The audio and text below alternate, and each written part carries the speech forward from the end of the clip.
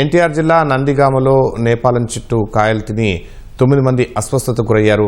వారిలో 8 మంది విద్యార్థులు ఓ మహిళ ఉన్నారు. క్రిస్మస్ సెలవులకు ఇంటికి వచ్చిన విద్యార్థులు రైతుపేట డౌన్ ప్రాంతంలో ఆడుకునేందుకు వెళ్లారు. అక్కడ ఓ ఇంటి ఆవరణలో ఉన్న నేపాలం చెట్టు కాయల్లోని విత్తనాలు తిన్నారు.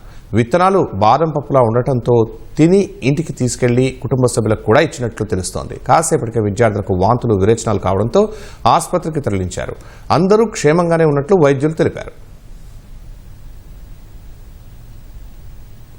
అట్లకని చెప్పి వెళ్ళి ఏదో కాయ అని చెప్పి తిన్నారు సార్. ఆ కాయ పాయిజన్ అయింది సార్. ఒక్కొక్కళ్ళు 5-6 కాయలు తిన్నారు. డౌన్కి వెళ్ళి కాయలో పగలు కొట్టుకొని బాదం కాయలాగా ఉన్నాయని చెప్పి తిన్న తర్వాత 4ంటికి ఒక 2 పిల్లలు వచ్చారు. వామిటింగ్తో విరోచనాలని తీసుకున్నాకనే వాళ్ళకి ట్రీట్మెంట్ స్టార్ట్ చేశాము. ఆ 2తో పాటు మొత్తం వీళ్ళ పిల్లలందరూ ఆడుకుంటూ ఒక 8 మంది అదే ఏరియాకి సంబంధించిన వచ్చారు. వాళ్ళందరికీ కూడా ట్రీట్మెంట్ స్టార్ట్ చేశారు. రక్త పరీక్ష కూడా చేస్తారు. ఫర్దర్గా చూడాలి. మొత్తం 9 మంది వచ్చారు. 8 మంది పిల్లలు, ఒక పెద్ద. పరిస్థితి బాగానే ఉంది, ప్రజెంట్ బాగానే ఉంది.